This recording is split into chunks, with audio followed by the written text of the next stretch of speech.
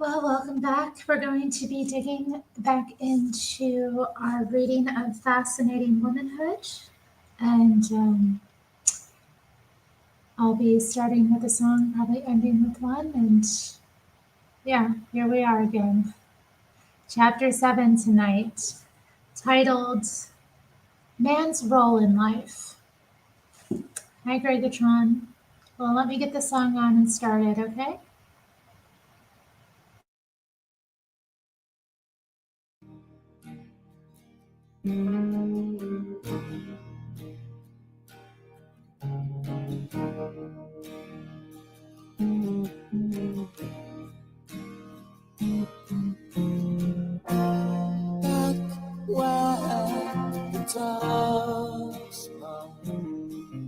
A still life leads to concrete walls. Try not to go too far inside your mind.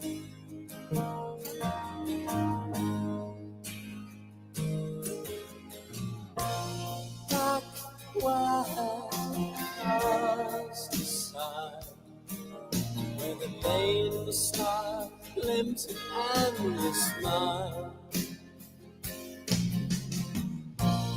Have I gone too far inside my mind?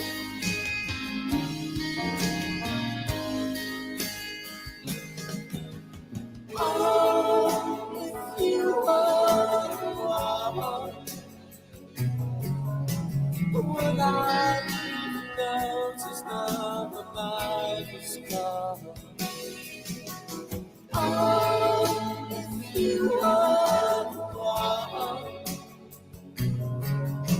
would I even notice?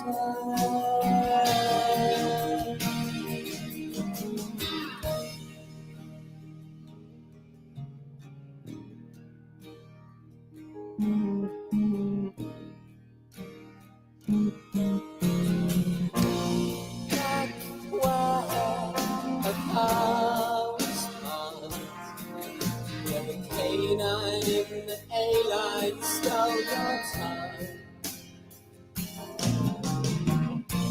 You can only go so far for womankind.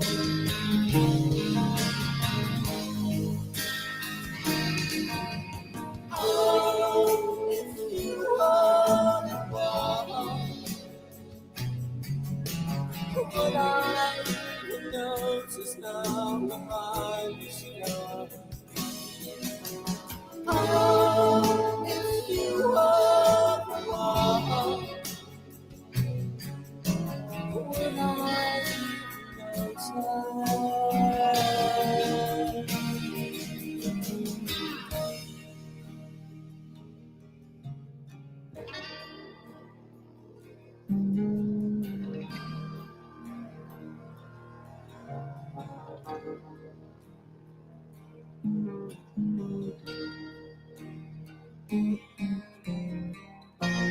You can only go so far. You can only go so far. You can only go so far in your mind.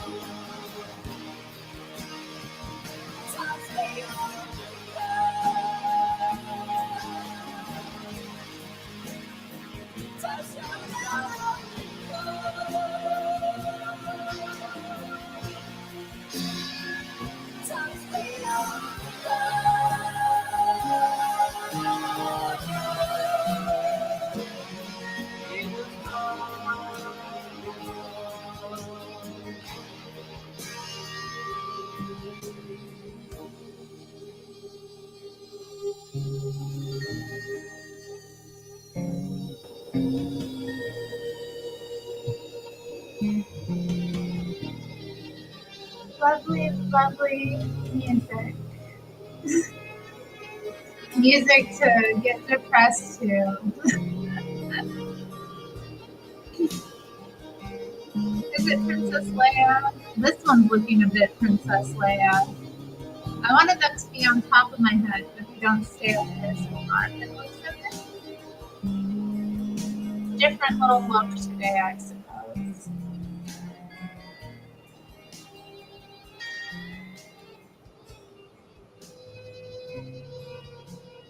Yeah, it's one of my favorite songs by Suede off of their debut album, self-titled. Um, y'all don't know. That's my favorite bands. We might do another one of their songs. Maybe I'll play something more new by them maybe I'll do that. The audio quality wasn't good. Oh, Chris. Oh no. Shout out to Tim in the chat from Making Hell Nervous, Logical Spark, Frederick in LA, Jamie Russell, CME, Chris, Gregatron, Nicholas Woodall was here. Did I miss anyone? I don't know. I don't think so. Good to see you guys, though.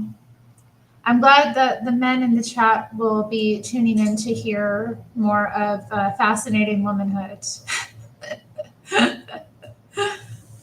Be sure to give your feedback on the topics tonight. I think we'll get through a couple chapters tonight. At least I intend to. We'll see how far we go. So we're at chapter 7. It's titled Man's Role in Life. Man's desire to succeed in his role as man. What is the role of man? It is to be the guide, protector, and provider for his wife and children. That this is his natural role and belongs to him by right. Guide. A wise man has emphasized the father's time-honored position. There is no higher authority in matters relating to the family organization than that of the father. Protector. When we compare man's body build and his superior muscular strength with the more vulnerable structure of woman, we cannot deny that man was also created to be her protector. Provider. Man is best suited to be the primary provider. He is physically stronger than and not as good at multitasking or raising children as a woman. Not only was man assigned the responsibility of leading, protecting, and providing for his family, but he was given the native ability to fulfill this duty. He was made for the stresses and strains of the marketplace.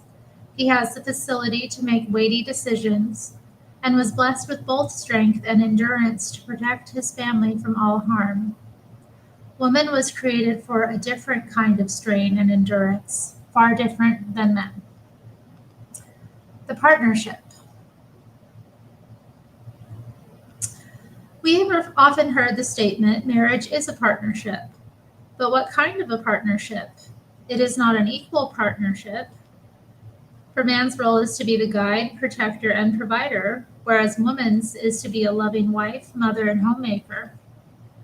Man and woman are not partners, motherhood, or homemaking. With that, we can see that although man's and woman's roles are equal in importance, they are not equal in responsibility. In Marriage for Moderns by Henry A. Bowman, this unequal partnership is compared to a lock and key. Man and woman, he tells us, are like a lock and a key, which join together to form a functioning unit. Together they can accomplish something that neither acting alone can accomplish. nor can it be accomplished by two locks or two keys. Each is distinct, yet neither is complete in and of itself. The roles are neither identical nor interchangeable. Neither is superior to the other, since both are necessary. They are equally important. Each must be judged in terms of its own function. Oh, hello, Badger Snake. Y'all, I don't look like Princess Leia. Come on. Really? Does it look like Princess Leia? Really? Come on.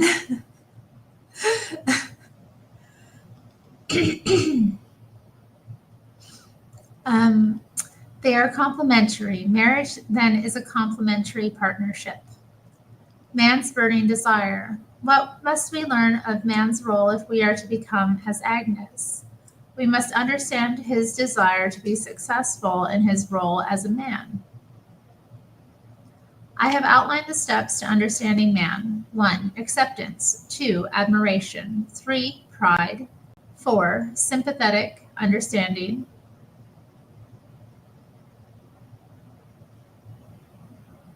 I'm more like Queen Amidala from Star Wars Episode 1. No! Hello, Sunny. Hello, Chris, who says I look like a gypsy. Interesting. Oh my. I'm going to let you make fun of me. 5. Desire for superiority in his masculine role. Man, the guide. Every organization is designed with a leader at its head, whether it be captain, governor, or president. This is a matter of law and order. Therefore, the family, a group of intelligent beings, must be organized, else chaos will result. It does not matter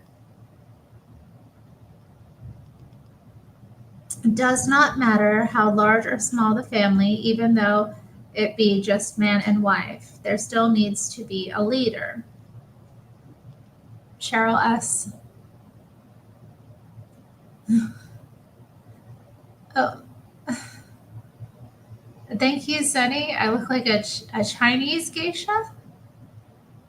Did they have geishas in China? Like, geishas are a Japanese thing, right? If you mean I look like a Chinese concubine, I don't know how to take that. I look like a communist. Cheryl is encouraging me to get married and have some babies. Well, I mean, I need to do, there's some things that need to happen before I can, yeah. But thank you. Yeah, thank you for the advice. I will keep it in mind. I am on the market. There are men looking. Anyway, let's move on.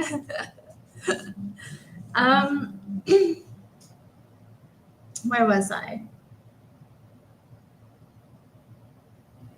Therefore, the family, it does not matter how large or small the family, even though it be just man and wife, there still needs to be a leader. Interesting. So even if you don't have children, you're still a family and the man is still your leader. That would be interesting, Chris. Should I do a poll?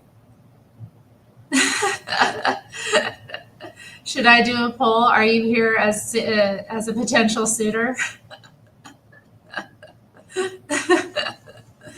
Oh, goodness. Woman's part in leadership. Woman does have an important part to play in leadership, but a very feminine part. It need not be an undue strain on her. 1. Feminine insight. Women are fountains of wisdom and have insight or intuition that is unique with their sex. Also, they have a different perspective, a feminine perspective, of their husband's activities that no other person has. Therefore, their woman's intuition may prove valuable when desperately needed. Mumtaz, queen of the Taj Mahal, played a part in her husband's leadership. She was well educated and the daughter of the prime minister. Her husband consulted her in many of his technical matters of government.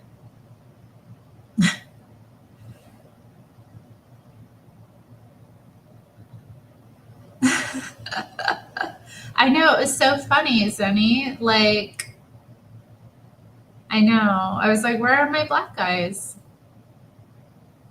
Why didn't you come up and rescue me from all those white men, Zenny?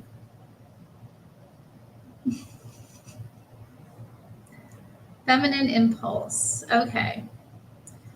Should you give forth your intuition when not asked? If you feel an impulse to do so, then it is advisable. Your opinion might save a crisis, but express it in the following manner.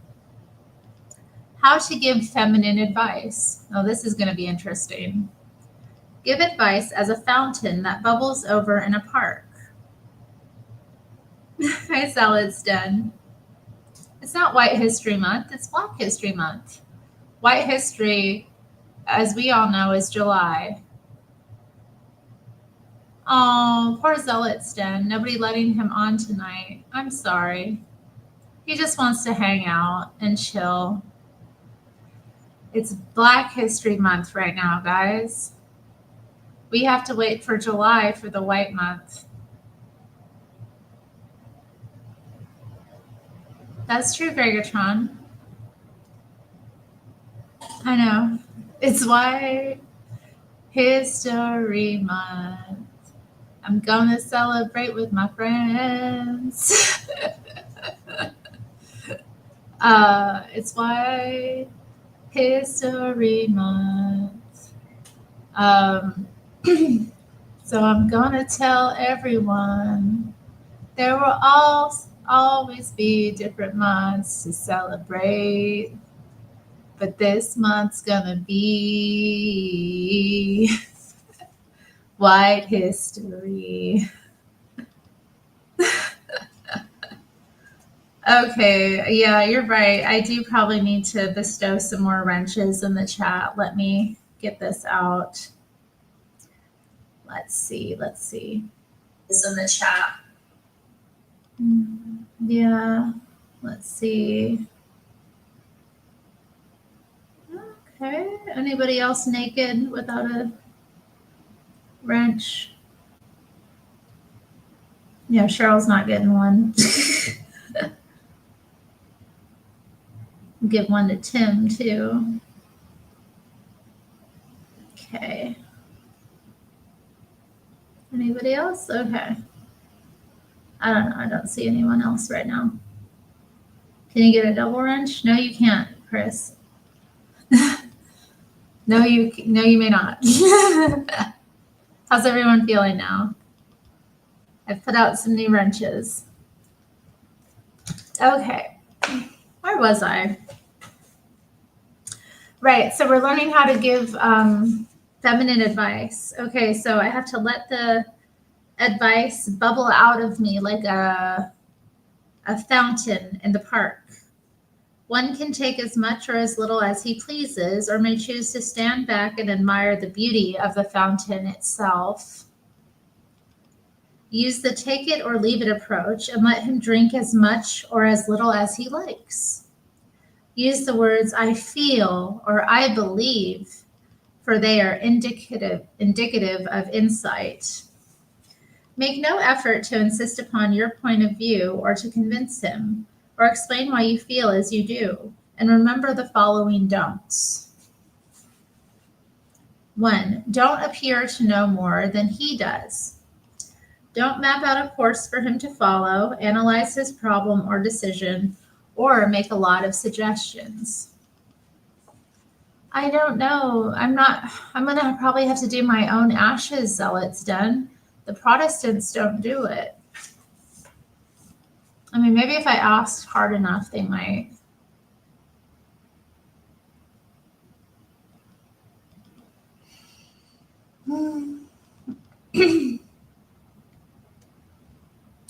Oh, thank you, Golden Roll TV. He likes my hair. I mean, I know I'm half Catholic. So I get half the ashes. I love Ash Wednesday, honestly. I really do.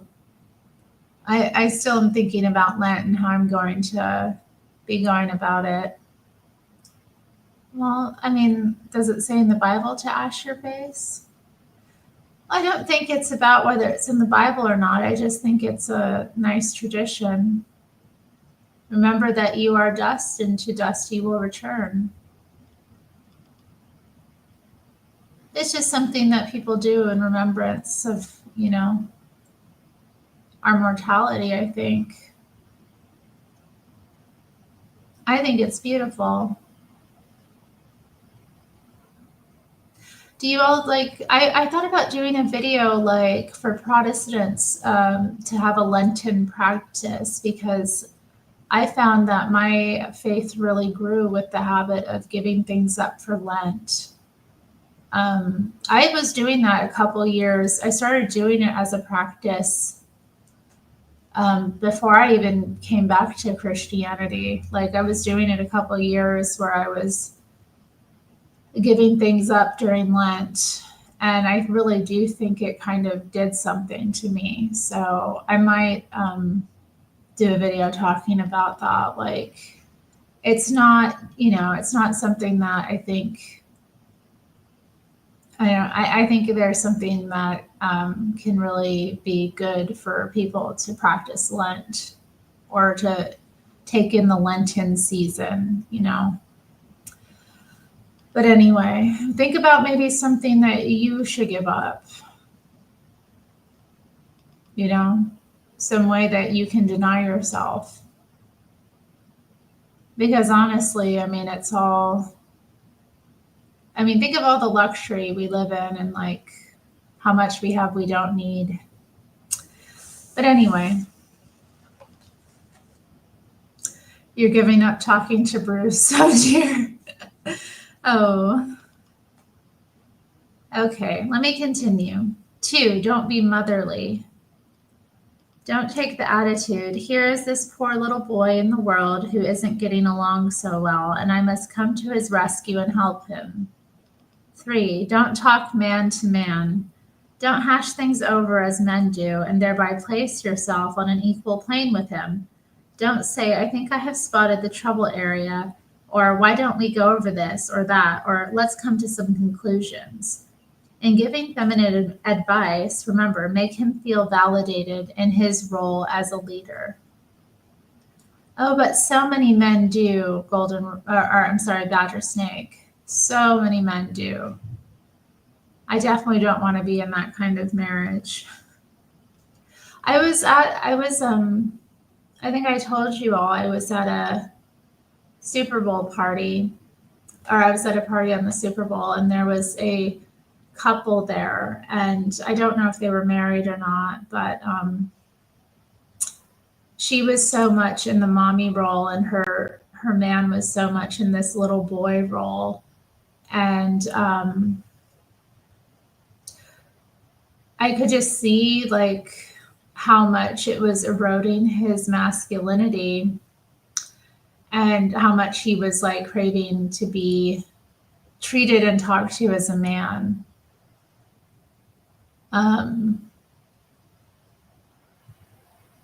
don't know, I don't know why I feel like women sabotage themselves. You know what I mean? Like they don't, like, do they really want to be in that position? Like, I would hate to like be with someone, I guess, that I felt that way over. Like I needed to correct him all the time, or like badger him about little things, or like, I don't know. It just grossed me out. It wasn't today. It was at a Super Bowl party a couple weeks ago.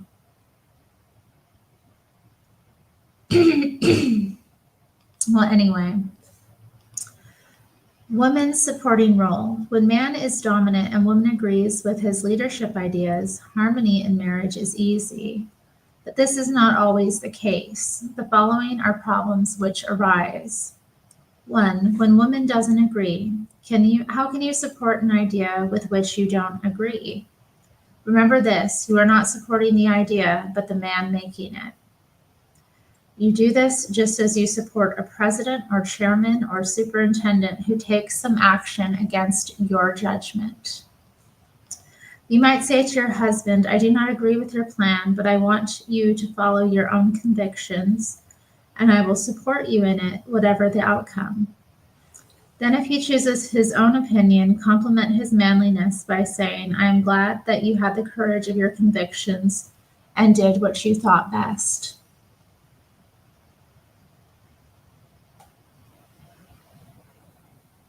Yes, I think that's true too, Badger Snake.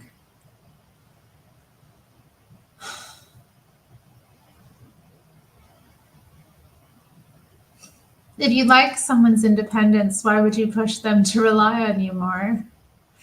And I don't know. I guess people want to feel needed. I don't know. The humans are so, I don't know. Man and womankind are quite fallen, most of the time, and most people get involved with one another in that fallen state. Nice one, He Black. Women often disagree with their men. Why? They might possibly fear that their husbands might lose their money, or fail in business, or get into difficulty. Or it may be regret, disappointment, or unhappiness that they fear. And yet, what man ever climbed to the top of a mountain without running this risk? What man ever succeeded without his share of failures? Let us examine Abraham Lincoln's record for success. When he was a young man, he ran for the legislature in Illinois and was defeated. He next entered business and failed and spent 17 years of his life paying up the debts of a worthless partner. Entering politics, he ran for Congress and was defeated. Then he tried an appointment in the U.S. Land Office but failed. He became candidate for the U.S. Senate and was again defeated. In 1856, he became a candidate for the vice presidency and was again defeated. In 1858, he lost the election to Douglas. Yet he eventually achieved the highest success attainable in public life. The life of a successful man is often so mixed with failure that it causes us to feel failure to be a necessary obstacle on the road to success. I mean, that is true. I learned that from a mentor many years ago. He's someone who's had multiple businesses and, pretty well off, but he's had businesses that he's tried to fail. And he's like, sometimes your ideas won't work, but in that process, you learn things and you just apply it to your next business, or you come up with new ideas from things that don't work out, you have to have an attitude of, being willing to keep going. Oh, Yoda, can you come in on your other account? I can't see you.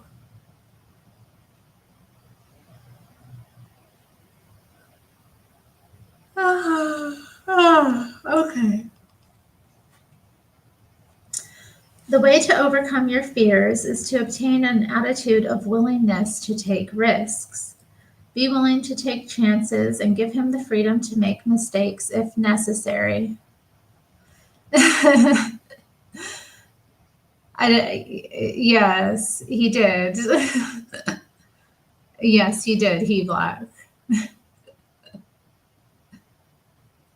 That is one nice thing about Jamie. He is not afraid to express how he feels. It is very nice. I wish I were not so awkward about these things.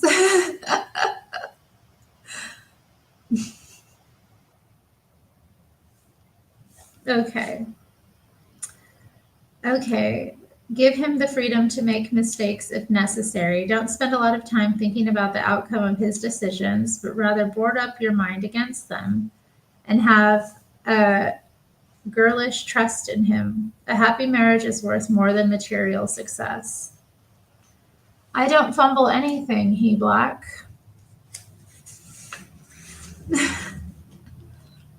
See, this is why I didn't want it, anything to be public. Because I don't want people's opinions like clouding my judgment. You know what I mean? Like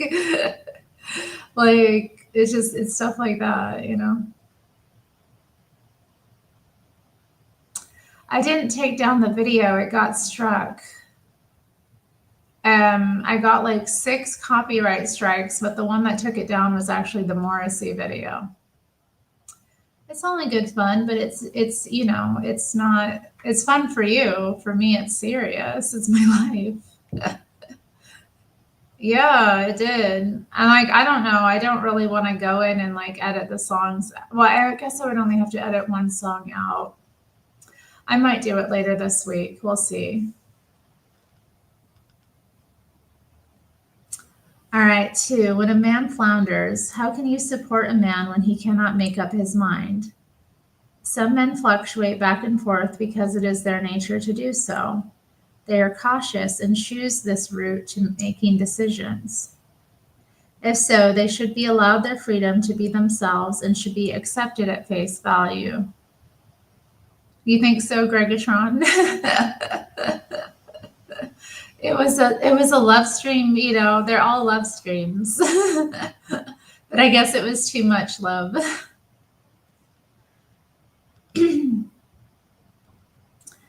But at times it is a particular fear that stands in his way, one that a woman needs to understand. He may fear that his decision may threaten the security or the comfort of his family. As in the case of a man returning to school for further education or cutting expenses to expand his business. In this case, his wife should encourage the decision by reassuring him that she is willing to make the noble sacrifice. At other times, he flounders because he fears loss of money, loss of prestige, or failure. He may desire to proceed with his plan, but lacks the courage to do so. If his fears are groundless, you should reestablish his confidence by building up his ego. Offer him the reassurance that he does have the abilities and qualifications which he may feel at the time are lacking. I know of a case in which the woman made this mistake. The man was about to make a change in both business and residence, but the last minute he started dragging his feet. He wanted to proceed, but fears of every description stood in his way. In her efforts to encourage him, his wife said, "Why are you hesitating? You have nothing to be afraid of." She should have said, "Dear, I know just how you must feel. There are so many problems and unknown factors that enter in. You really have reason to hesitate. If it were me, I couldn't make such a big decision. How do you endure the responsibility of being a man?" How do you endure the responsibility of being a man? Oh, that's so funny.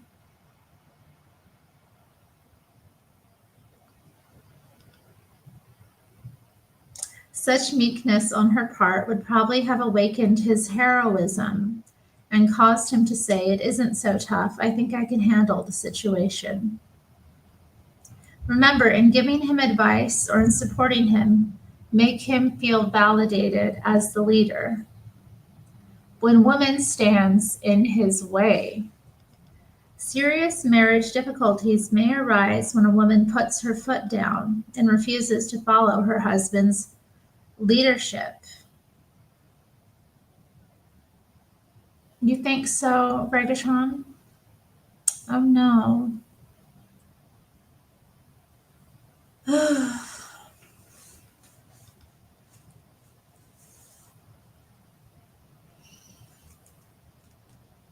Years ago, I knew a woman who refused to move from the community in which she and her husband lived on the grounds that it might be a disadvantage to their children. The man was extremely disappointed, for he felt the move would be an advantage in his occupation. He did not become successful in the community in which he remained, and felt that had he moved, his life would have turned out better.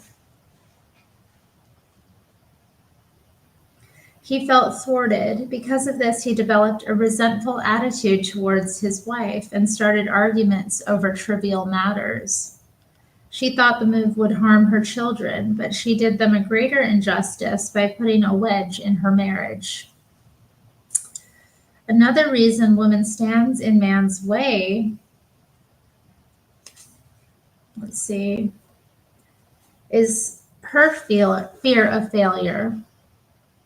I want to remind you again of the rewards which will come to you in your steps to becoming Angela Human.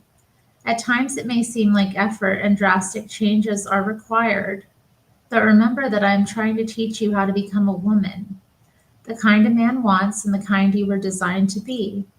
As a result, you will earn his celestial love. Isn't this worth your wholehearted determination? The great glories are not earned without labor. The following success stories will demonstrate such rewards. Success story.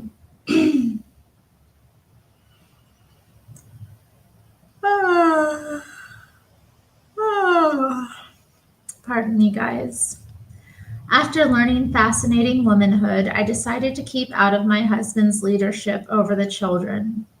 The other day, our son wanted to play with the children in the park. His father said no. He came crying to me, and I said it was up to his father whether he could go or not. After a while, my husband came to me and asked if I thought he should let him go, and I answered, "It's up to you."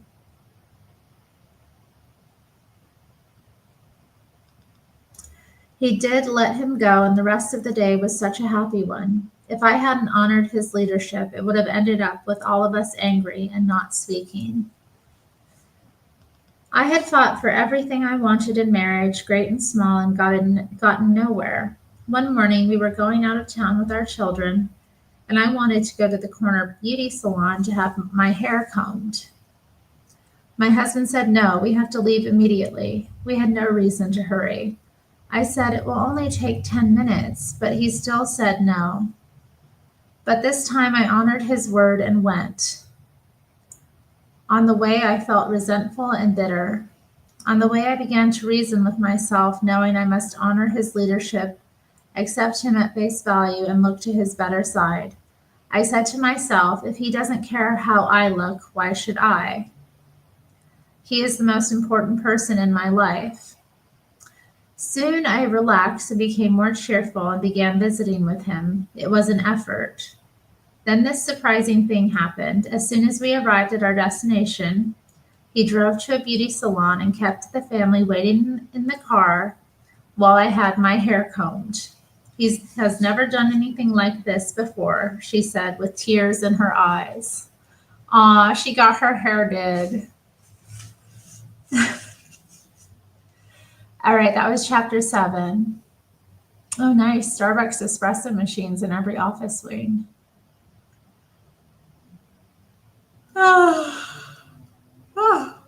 Excuse me. All right, chapter 8. Man, the protector. Man's desire to be your protector. When we consider the natural man, we can see that he was created to be protector of his wife and children. Man is larger, has powerful muscles, and greater physical endurance than woman. Woman, on the other hand, is more vulnerable and weaker than man physically. Men like to feel brave, strong, and capable, for when they do, they feel their sense of manliness stirring within them. Therefore, men enjoy protecting women. When men become loving and romantic, they often reveal this inner desire to protect woman. John Alden revealed his desire to protect Priscilla when he said, "Here for her sake will I stay, and like an invisible presence hover around her forever, protecting and supporting her weakness." Wow.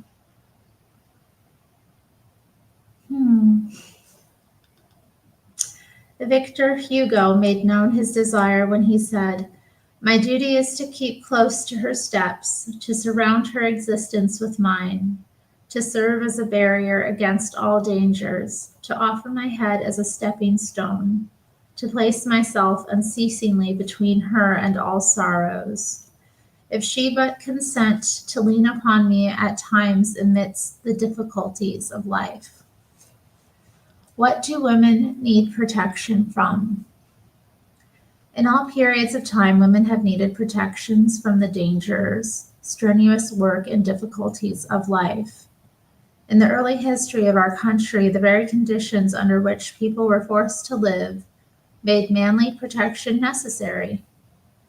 There were dangers everywhere. Wild beasts, untamed wilderness created situations which called for masculine strength and ability. Such protection as men offered made them feel heroic and brave. Although our situation today is widely different, women still need protection, and offering such protection continues to make men feel heroic.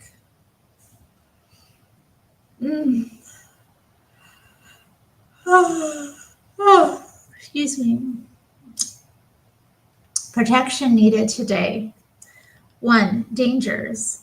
The great danger of today is that of sexual assault, and in connection with it, the threat to life itself. Most of us are aware of the tragic number of cases which have occurred. This is a real danger to all women and one we need to face honestly. Oof. There are also unreal dangers which a truly feminine woman has, and which, although they amuse man, will arouse his sense of chivalry. There are such things as lightning, thunder, and strange noises. No one denies that these are possible dangers, but they are certainly not likely. And then there are small creatures like mice and spiders that send women hopping on a chair for safety. It doesn't matter whether the danger is real or not. If the woman thinks it is real, she needs protection from it. And man is only too anxious to give her that protection and quiet her fears. 2. Strenuous work. Because of her feminine physical structure, woman needs protection from strenuous work. Painting the house, lifting heavy objects, and moving heavy furniture all require more strength than the normal woman has without injury to her health and feminine charm. 3. Difficulties of life. In her feminine role, a woman has many difficulties which she needs to face alone. Such things as discouragements with household tasks. Oh, I know about that. Mistakes in household management, problems in the care of the children, and disappointments in life are faced quietly and with great courage by women of real character. However, there are other difficulties of another type for which she needs masculine protection. I refer to such things as facing financial entanglements, belligerent creditors, people who have become irritable, harsh, or offensive, and people who make unreasonable demands. She needs his protection. Are women protected? Are women protected from the dangers, strenuous work, and difficulties of life in our present day? Let's take a look. We see women who walk down dark streets alone. Some take long-distance trips without a man present. An emergency of car trouble would place them in the presence of strange men. Some brave the storm or the dark, and some kill their own spiders, mice, and even their own snakes. And are they protected from the strenuous tasks? We see women building fences, hauling sand, repairing automobiles, painting, mowing the lawn, repairing heavy equipment, fixing the roof, doing carpentry, and many other masculine tasks. Are women protected from difficulty? Not always. Women often go to battle. We see them face creditors, irksome salesmen, and offensive landlords. The following will illustrate. Braving difficulties. A man built a large market and became a growing success. A chain grocery company built a store across the street from his, and because of their competitive prices, caused his market to become unprofitable. The man was so depressed that he went to bed over the matter. His wife went to the store, faced his creditors, and fought the financial battles for him. Difficulty. A couple purchased a home which was to have been vacated on a specific date. When the time arrived for occupancy, the former owners refused to move. The wife faced this problem by telephoning them often, but each time she was met with resistance. Finally, the former owner said, "We are going to remain here until our new home is finished, and there is nothing you can do to make us move unless you take us to court." Nice. The harshness of the tenant and the trying circumstances brought the wife to tears. Her husband stayed in the background, and she continued the battle until they moved. Oh my.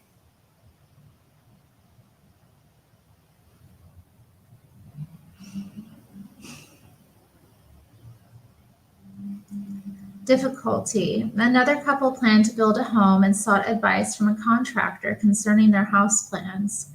He spent many hours helping them, but when they sought bids, they decided upon another contractor. Both the man and wife dreaded to face the first one and tell him their decision. It fell to the wife to face this difficulty. Why is there this lack of chivalry? It exists because of a lack of understanding. Woman's thinking. Woman has not properly understood man. She has not realized that he enjoys protecting her. She may hesitate to lean on him for fear of imposing. On some occasions, she might even refuse his chivalry. She often does things for herself thinking he will appreciate it. And he adds to her blindness by thanking her for it. But he doesn't really appreciate it. She gradually learns to do without man's care and becomes too capable. Should she be surprised to find that when she really needs his chivalry, he withholds it?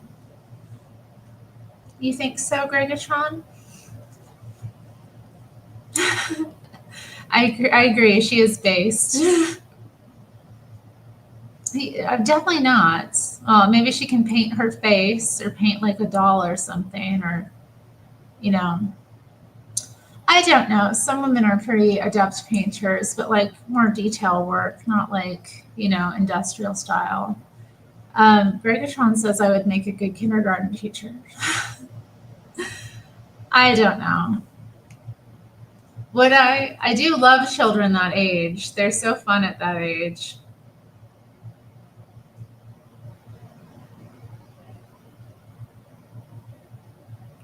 But I wonder,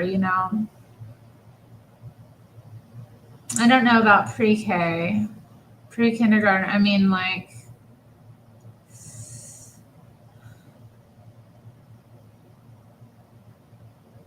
Jamie asks, would you homeschool the children? If I have my own kids, yeah, I would want to.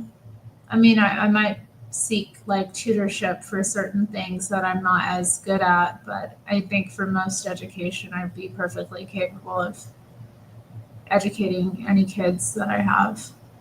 And I'd want them to be indoctrinated, with my beliefs, not, not,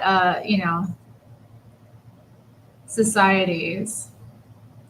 I mean, I don't know. It's difficult to say because I don't know. If there was a good private school, then maybe it would be good to send them there at some point. But I don't know. I've always thought that it would be nice to, well, I don't know about always, but I don't know. The world is just so bad nowadays. I just would, really not, I'd be really worried about what they would pick up in school. I'm not reading that story, Oh My Duck. Ain't happening. And I don't know about pre-K business. I mean, I don't think I'd be very good at dealing with that many kids that are that young, that aren't mine. I think children that age should be with their parents. I don't think it's, yeah, a good idea.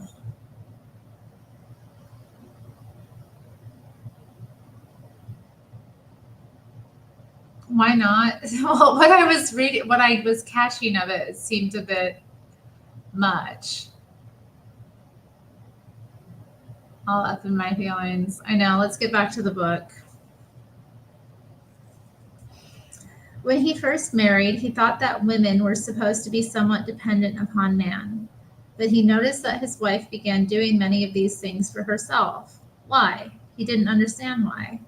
But she doesn't appear to be the true feminine woman that needs masculine protection, so he withholds it because it appears unnecessary. Lack of chivalry has arisen then because women have become too capable, which makes manly protection unnecessary. Why should we return to chivalry?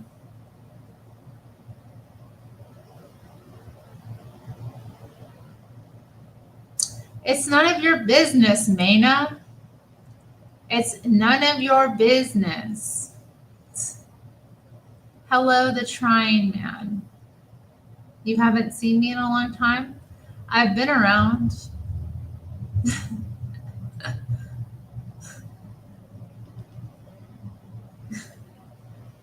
It doesn't appear that man enjoys protecting woman, for he seldom bothers to offer his services.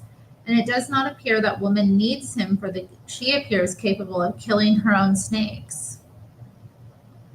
Why not keep this situation? Why return to chivalry?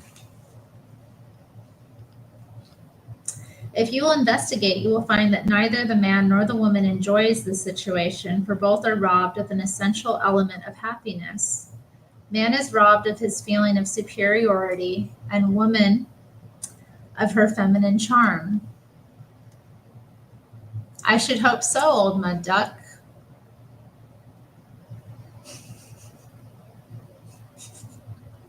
I do not put those emojis in my chat again. Hello, Hurricane Paro. Good to see you.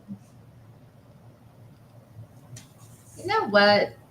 Let's get him a wrench too. Let me get in that chat and get him a wrench.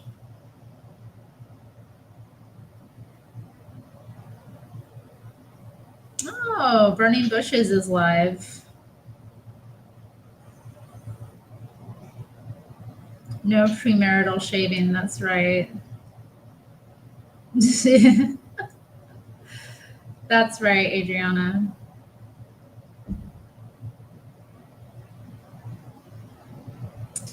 I think it's like an oyster. It's perverted.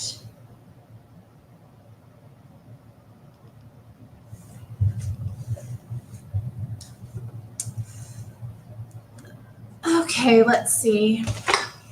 It's just some perverted mess.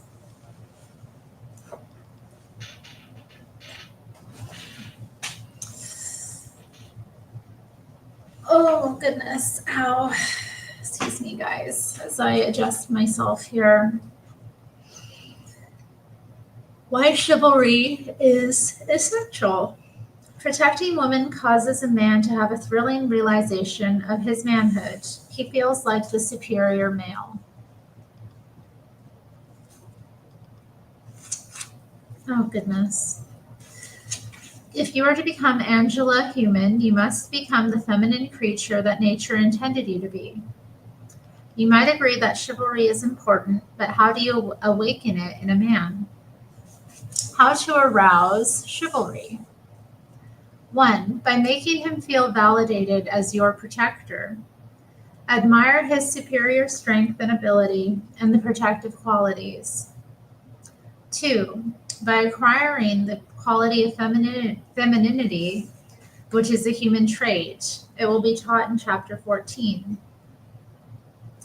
The object of this chapter is to concentrate on the first method. The following experience illustrates its effectiveness. I concur, Daniel. He sure is. Or I concur, Gregatron, saying Daniel is a good guy. He sure is.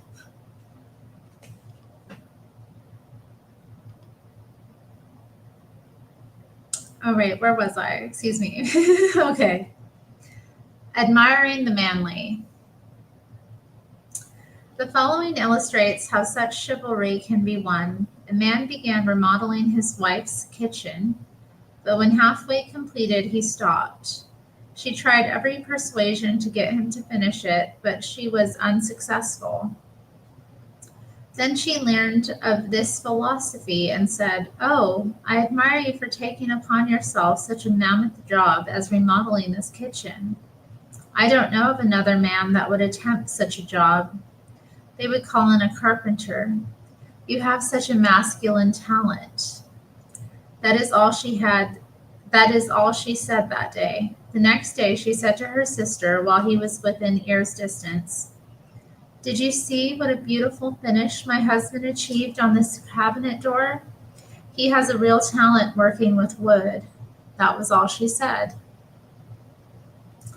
The result? With only 3 days, he resumed the remodeling job and very shortly completed her beautiful kitchen. It is important to understand why he stopped. It was because his wife became pushy about having it completed. He refused to continue as a means of defending his freedom. But when she stopped pushing and used the admiration approach, she awakened his chivalry.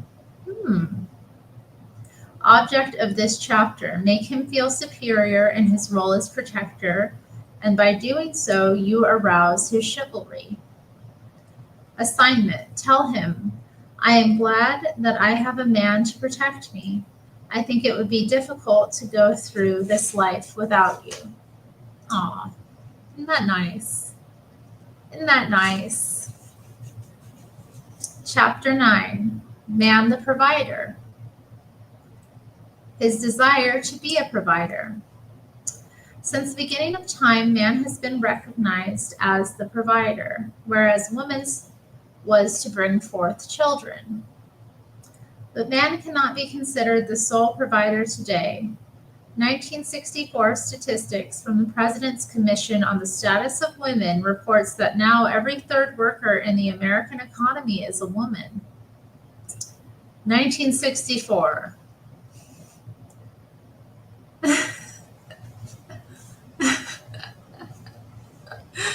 What are you talking about? I would crush my foot for him. What?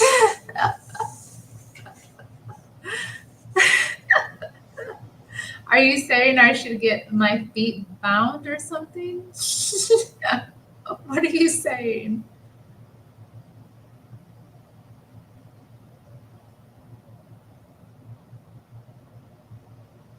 Interesting. I'm sorry, where was I? By age 20, 8 of 10 girls will be working in paid employment or will have previously worked for pay. It is a working woman's generation. Many working women of today are married. Can harm come as a result of the wife working? If she enjoys it and is efficient enough to manage her domestic life as well, can harm come to her or her family because of it? Many men even encourage their wives to work. If both man and wife approve the idea, shouldn't she continue? Perhaps. Each case is different. Tell him you are happy he works so hard to take care of you and your family. Look for ways to be specific.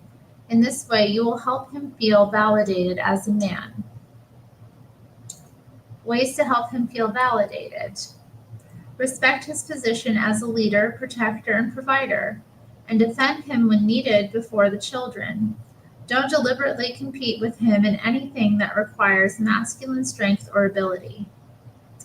Need him. Demonstrate your feminine need if you are faced with masculine responsibility. Have a girlish trust in him. Don't doubt his ability to guide you safely through life unless forced to believe otherwise. Be feminine. As you are more of a woman, he will feel more like a man. That is very true. The more feminine I've become, the more masculine men are with me. And the more also I'm able to see like a lack of masculinity in men. Whereas before it's like, I don't know, it's very interesting. Before, I wouldn't really think anything of it if a man was being kind of like womanly. Now it just stands out and feels like, hey, why are you crouching on my territory? Many men, many men.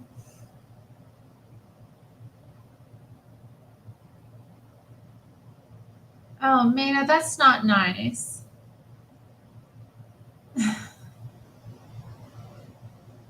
Oh man, you guys stop. That's not true.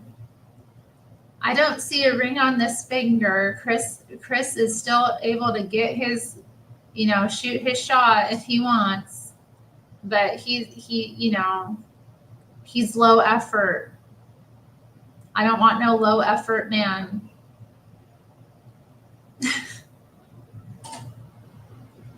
I mean, look at this. Look. Does this look low effort to you? Hello, Claude. Hello, Jado. Did I miss anyone? Have I shouted everyone out? I think so. Chapter 10. Make him number one. A man wants a woman who will place him at the top of her priority list. Not second, but first. Well, it's not about fighting over a woman, is it? It's not about fighting.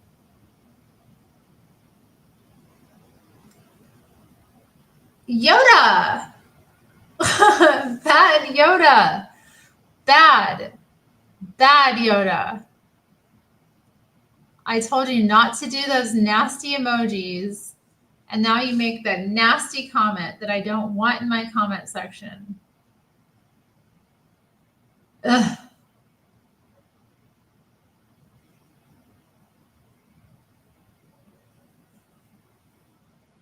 Man, I'm trying to read my sweet little book, and you guys are making mess of everything. Let me take my... Here. What do y'all think about that? You like it with the hair in front? That's how I was wearing it earlier. I kind of tucked my hair back, but yeah. That was the idea. Okay. He wants to be the kingpin around which all other activities of her life revolve. He does not want to be the background music to her other interests and dreams. Nice.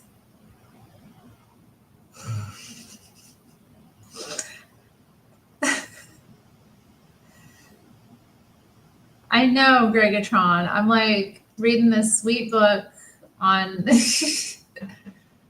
and my chat is being nasty.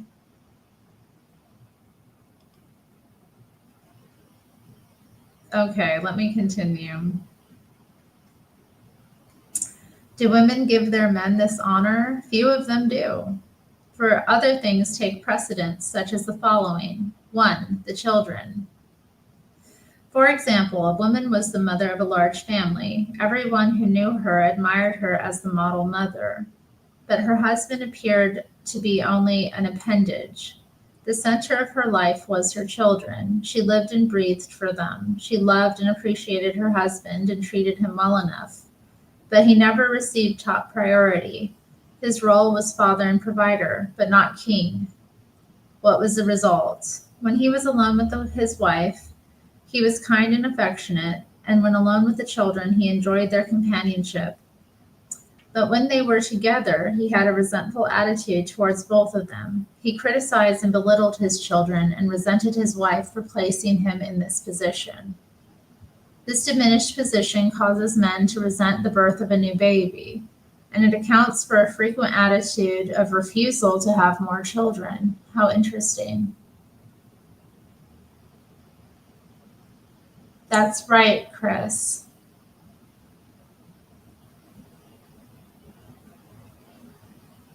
No, Claude, I don't follow any of that nonsense. Come on, you know I don't hang out in those circles.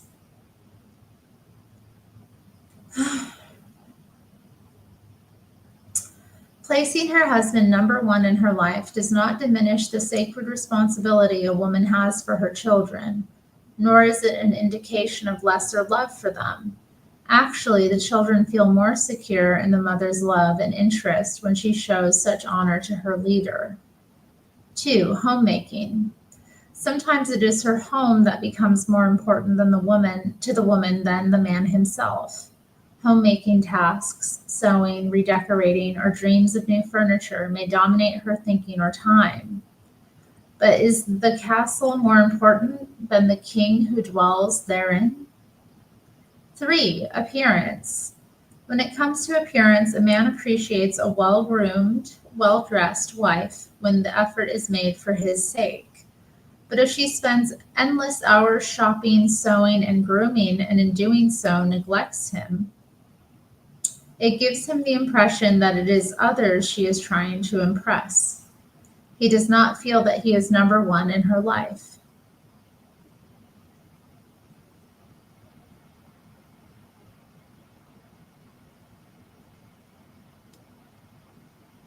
Yoda, why?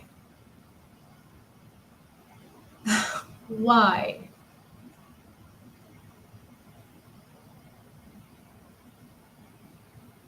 Hello, South to West. Good to see you.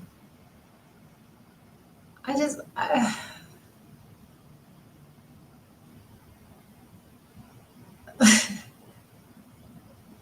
Then he votes too. I can't with you. Janaya, please, please don't. I don't like. It's just South to West says hi, Ms. Strange. That's my boy. I'm rooting him on. If she's scrying, she lying. That's true. They do be scrying. I'm glad you're rooting him on. That's nice. I wish it weren't in such a perverse way, I suppose. Okay, let's see. 4. Money and security. Occasionally, a woman will resist the decision of her husband when such a decision would threaten her security. She may discourage an investment, change of occupation, further education, or other plans for the future when which she feels would or could impair the security she has now. She is saying, in effect, money or what you are providing for me now is more important than your fulfillment, or challenges which you as a man feel you would like to meet.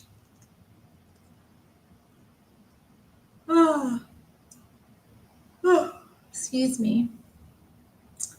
Not only does she place emphasis on the material things above the man himself, but her attitude would suggest that she is afraid he will fail, which is a severe blow to one of man's most vulnerable characteristics, his pride. In her resistance to his plan, she places money and security ahead of the man, his feelings, his experiences, his pride, and his confidence in himself.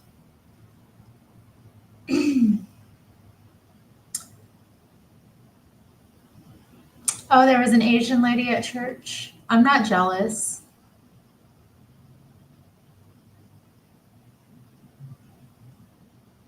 Hake didn't talk to her, did he?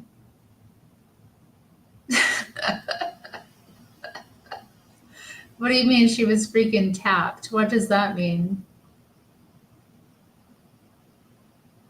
Shut up, Chris. Shut up, Chris. No, it's not.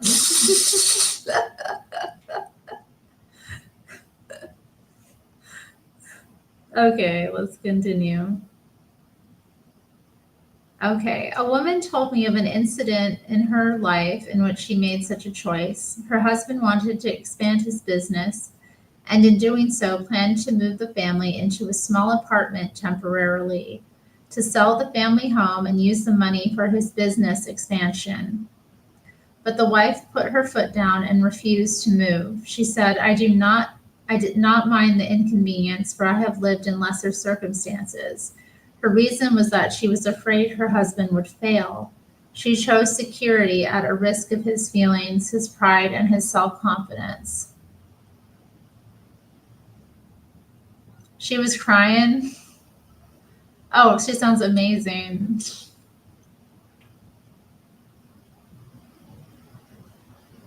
I don't know what you're talking about. Like, what woman on earth is not materialistic?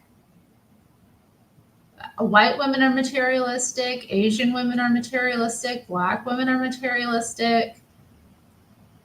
Hispanic women, Mexican, Indian, red dot Indian, feather Indian. They're all materialistic, guys. They have cars in China now.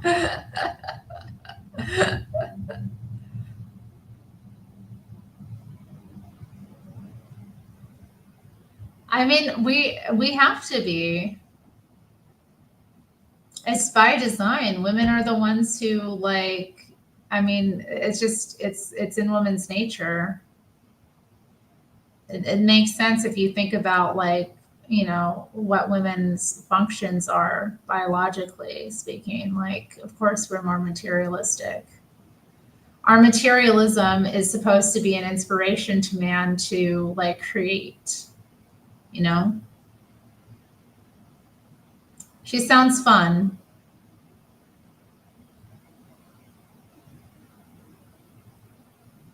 I mean, I don't know. If she's an American woman, she's going to have American values. It doesn't matter what race she is. And if she came to America, if she immigrated to America, then she came here because she likes the American values and lifestyle. You know? So it makes sense.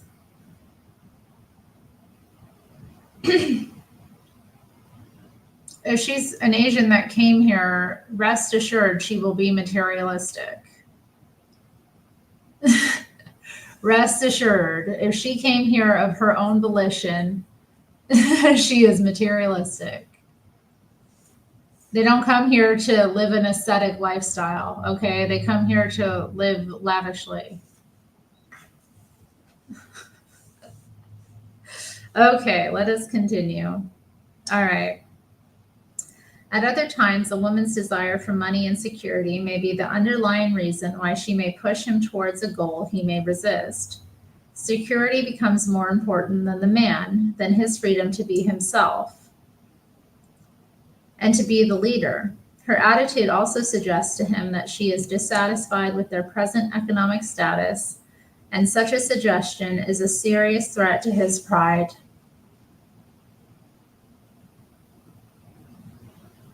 For example, a woman of my acquaintance is married to a man of a rather lowly economic status. For a number of years, she has suggested to him that he study to become a medical doctor.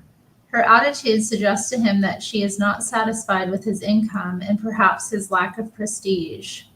If she continues to encourage him to become a doctor, she is placing money and prestige ahead of the man himself.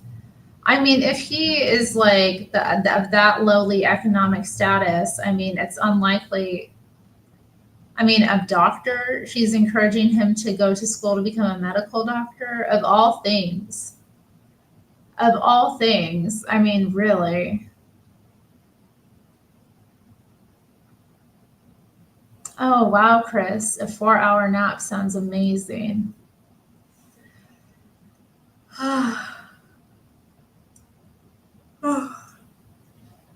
5, the wife's parents. When a wife feels a strong love and attachment for her parents, which exceeds the feelings that she has for her husband, it naturally causes him to feel that he is not number one in her life.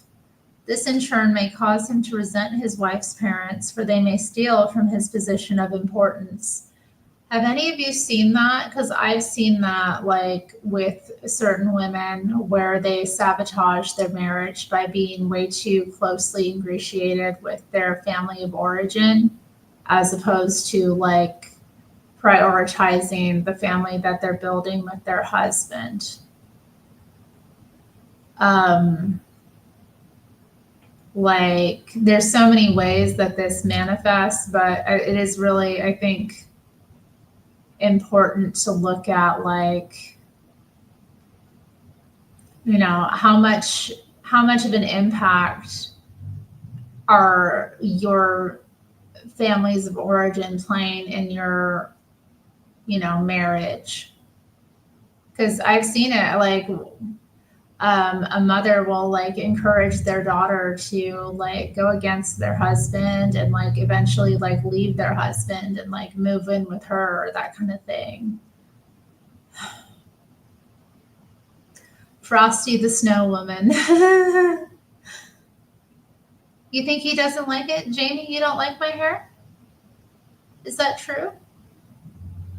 Doubting Thomas likes my hair. Chris likes my hair. A lot of them like my hair.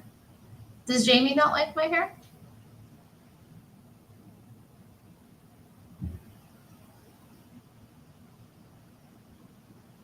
That'd be sad.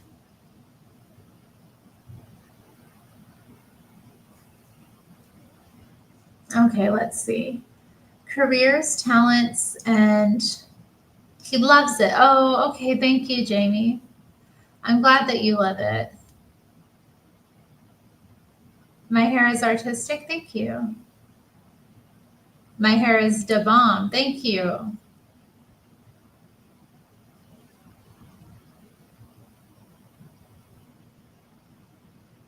Jamie looks like Hank off that movie, Me, Myself, and Irene. I haven't seen that, but Okay. Careers, talents, and other activities. Most men would like to support their wives in developing talents and to engage in activities which they may enjoy.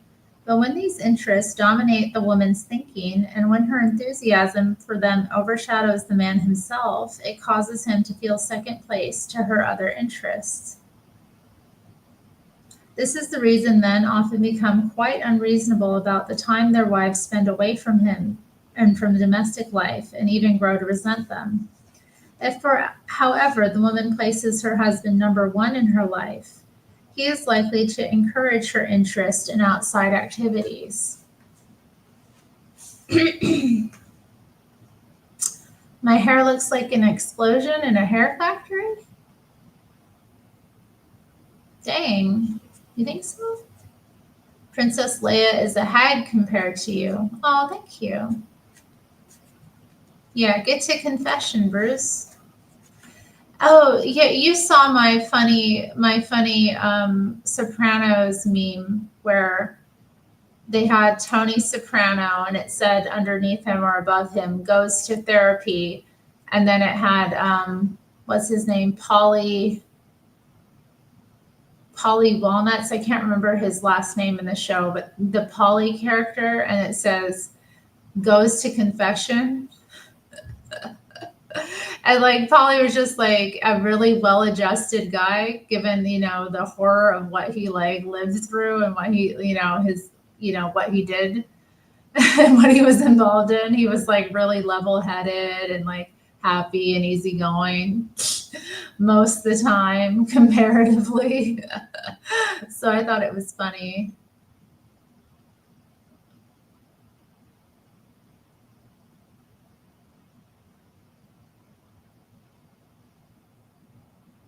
Oh yeah, when he goes to the psychic. Yeah, that was amazing, Jamie. Yeah, and then he goes to the then he goes to the priest. Whoever marries Terri will be Frosty the Snowman. Oh my. Yeah, I wanted to definitely be Christina Ricci's Wednesday Addams growing up. She is amazing. Best Wednesday ever. Okay, guys, let's see. Often men who are second fiddle leave their wives and seek women who make them feel of prime importance. It is seldom sex that drives a man to a mistress. It is her ability to make him feel like a king, as in the following experience as related to me. How I encouraged my husband to have another woman. Whoa. All right, we're about to read something crazy. Oh.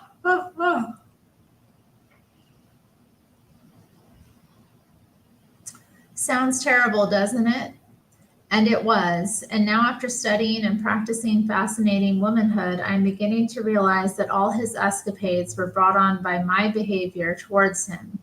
And that's why I say I. This is how it has been. Our S word life was good. The only good part of our marriage, it seemed. I told my husband so and complimented him on being such a wonderful lover.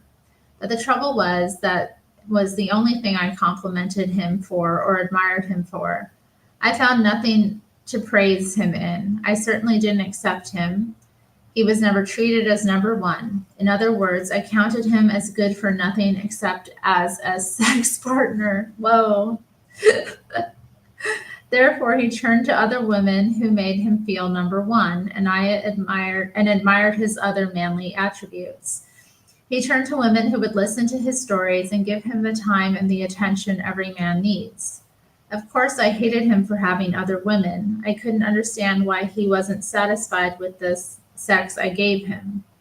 After fascinating womanhood, I saw that it wasn't the sex he needed from these other women, but acceptance and admiration, and that by withholding these things from him, I had helped to driven him to unfaithfulness. Oh, I love that song, Chris.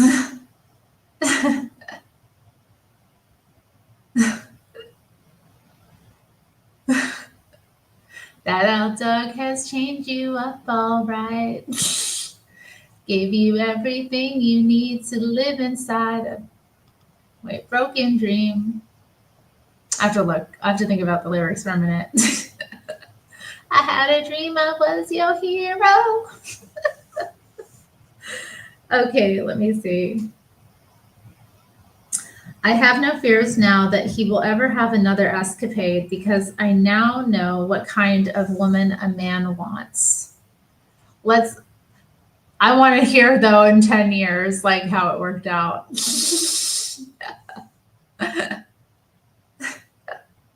Conclusions, understanding men.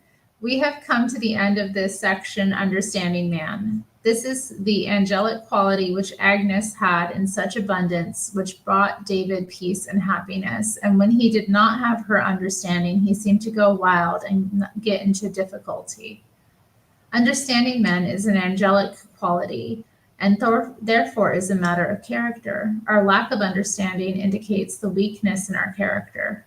Trampling on his freedom, lack of humility, lack of sympathy and forgiveness, our failure to see his better side, and our unwillingness to cast out the beam from our own eye are at the root of many of our mistakes. Even our lack of knowledge shows our weakness. Have we pleaded to the Lord to give us light and understanding when in darkness? Have we been too content to enjoy weeds instead of flowers? The rewards which can come into a marriage as a result of understanding men knows no bounds. As one wife put it, our marriage blossomed like a plant that had been placed in the sun after a long, dark winter. This is due to the love and tenderness that is awakened in a man's heart when he feels accepted, free, respected as a man, and understood. Such a display of tenderness is impressive in the following experience.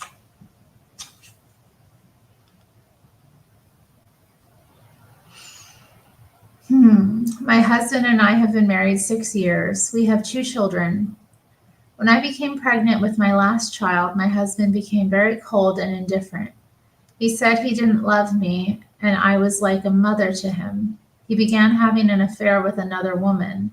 After the baby was born, I filed for divorce, and we got a settlement and separated. But my husband didn't want a divorce. We went to a marriage counselor for help, and he told us what was wrong, but didn't tell us how to make things right. After being separated for 3 months, we went back together on a 6-month trial. We were both miserable separated. We were from very religious homes and attended, and were very active in our own church when this happened. Dang. Is he singing right now? I love when Daniel sings. I love when he reads his prayer book and he starts singing.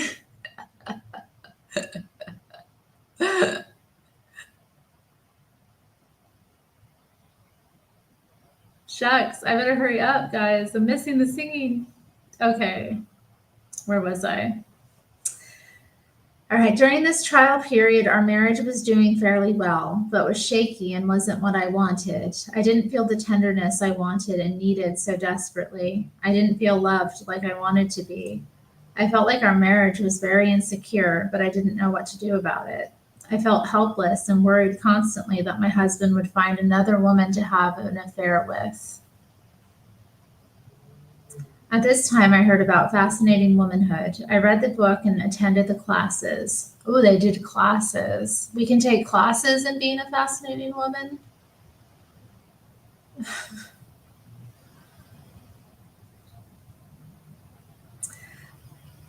The first time I practiced it, I saw my husband's face light up and felt a tenderness, though small, towards me. We had had very little communication, but when I started admiring him and giving him the sympathetic understanding that you describe, he became a changed man. His shell had disappeared, and he tells me all his problems. Ugh. Never, ever, ever, but never, ever, but never, ever, ever, ever, but never tell a woman your problems. And treats me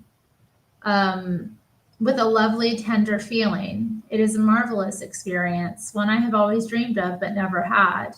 The more I admire him, the more love I feel from him.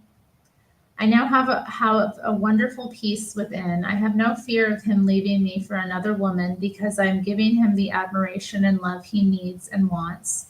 And in turn, I receive the love I so desperately need.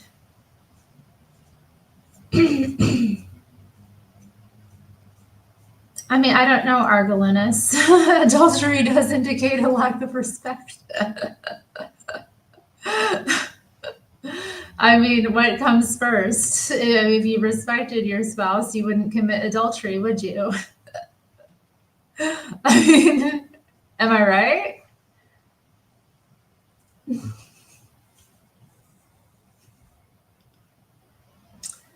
All right. Pandora's box. When a marriage has had real problems and then the woman makes a particular effort to improve it by applying the principles of fascinating womanhood, it often causes a peculiar reaction in her husband known as Pandora's box. I know, I saw the video, Yoda. Our boy Gergatron is now a model. And apparently he was too S-wordy for his shirt. In this case, when fascinating womanhood is applied, instead of the man being loving and tender, it may cause him to become angry and appear to be hateful towards his wife. It is important to understand the change which is taking place within the man which causes this outburst. For years, he may have suppressed angry feelings towards his wife, for fear he might bring on a marriage failure. If he is a high-principled man and loves his children, he has probably made great effort to hold his marriage securely together. In order to do this, he has had to suppress feelings of resentment towards his wife. When she applies fascinating womanhood for a period of time, he gradually begins to feel secure in his marriage. Then at last he dares to open Pandora's box and let all of the resentful feelings that have been hiding there escape. Dang. Dang. It is important for the wife to understand this reaction and allow him to empty Pandora's box. Agree with him and encourage him to express himself. When the last resentful feeling has escaped and the box is empty, he will have a feeling of love and tenderness towards her not known before. And his reserve may completely disappear, as in the following experiences. Success story.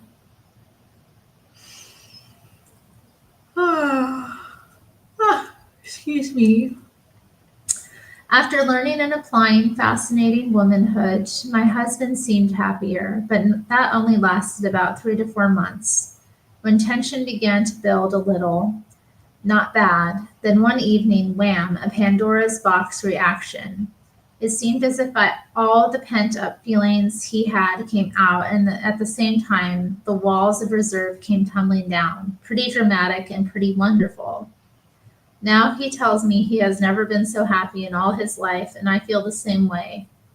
Even friends comment on it and ask if I really am as happy as I look. I really feel the spirit of fascinating womanhood and the deep happiness it can bring when one lives it. Tonight, my husband spent 3 hours just talking to me, telling me more about himself, his past, and dreams than I have learned in 10 years of marriage.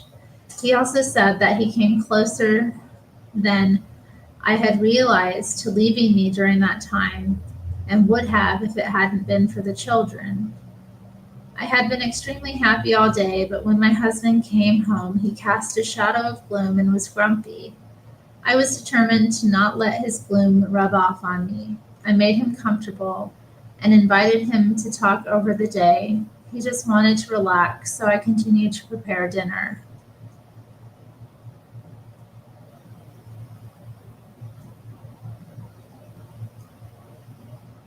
Mm. When I went to call him to dinner, his head was bowed and wet tears were on his cheeks. Tenderly, I softly said, "Dear, share it with me." All of a sudden, he burst into deep sobs and he opened the lid of Pandora's box. He had lost all faith in womanhood through the tragic experience of a previous marriage, outstormed all of his resentments, anger towards women, and fears of the future. He had opened his shell. Since that evening, our love has had the freedom to grow, even to the height of him telling me with a big hug that I am everything a man could want in a wife. All right, that was chapter 10. I think we'll stop with the reading there. Interesting stuff, huh? Tonight we got through 3 chapters, not bad. In only an hour and a half, I have to say. I'm pretty excited about that. I'm pretty happy with that. Okay. So I said I would play like a modern Suede song for y'all. Let me pull, oh, wrong button.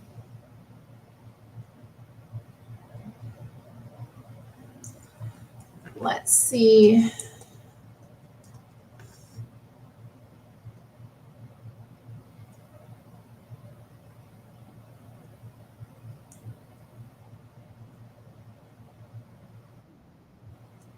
All right.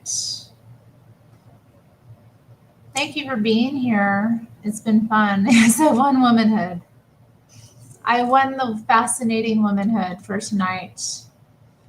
I have triumphed another night of fascinating womanhood at the Terri Strange channel.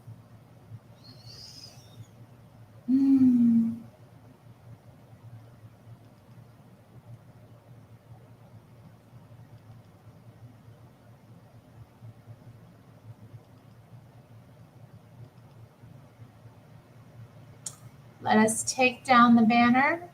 No more banner. Put me in the corner and play.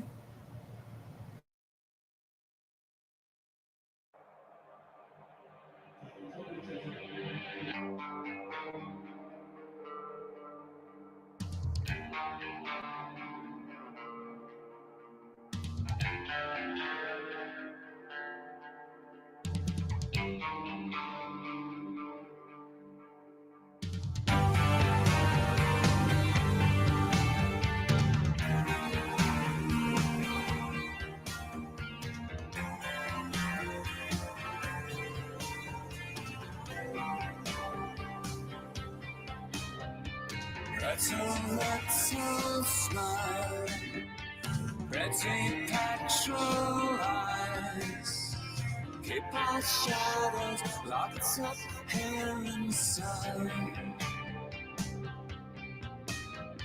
Try not to offend, or to disappoint them.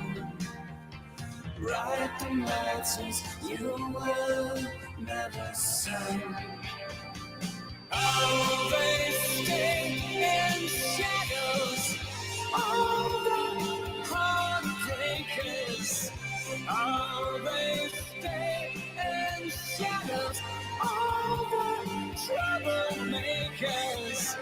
It's always the quiet ones.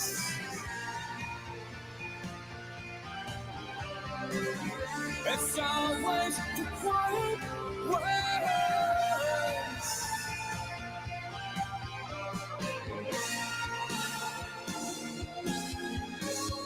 Don't show that your heart. You won't be the first to hide the bruises there under your shirt. Oh, and your secret's safe with me. So admit your complicity and write in words that they will never read. Oh, they stay in shadows, all the heartbreakers. Oh, they stay in shadows, all the troublemakers. It's always the quiet ones.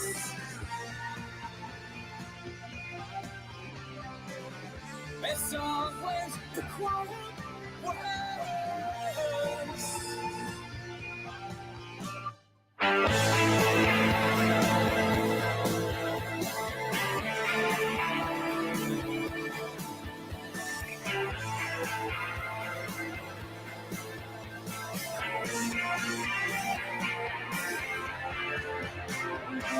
They stay in shadows, all the heartbreakers.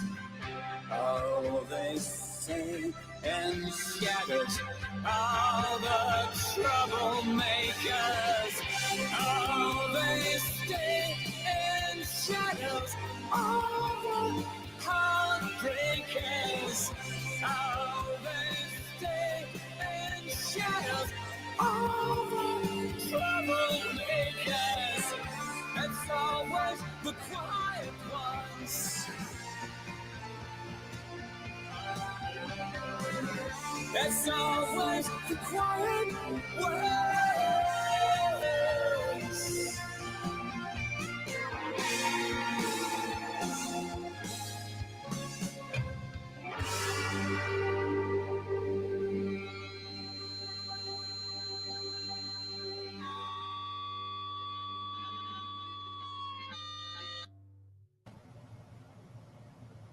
Wasn't that nice, guys?